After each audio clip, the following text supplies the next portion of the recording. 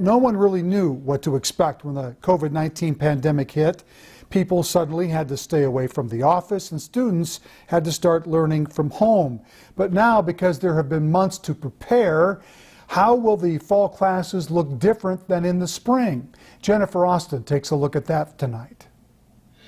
Roseville area schools will start the school year in distance learning, and it wants families to know it will not be like distance learning last spring. In the spring, it was definitely put together in kind of a crisis response. And that type of a distance learning was really more suited towards snow days or short-term closures. Roseville and other districts had about 8 days in the spring to put together a plan for remote learning. Now they've had the whole summer and say distance learning this fall will be different. Students in all grade levels in the Roseville district will have 4 days a week of live virtual lessons with teachers and the entire class. Learning at the same time where students are live on camera with their teachers and with their peers.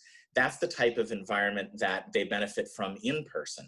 So as much as we can recreate that. The district says those live lessons were not done consistently in the spring. Students will also be able to meet virtually in small groups and one-on-one with teachers. Minneapolis Public Schools say every student will have daily interactions with their teachers and that families can expect a lot more structure this fall. Just like how we structure a class period with students, sometimes I'll stand in front of the students and give directions, but sometimes they're doing small group work or they're doing independent work or they're facilitating learning, with a partner. Jennifer Austin, KARE 11 News.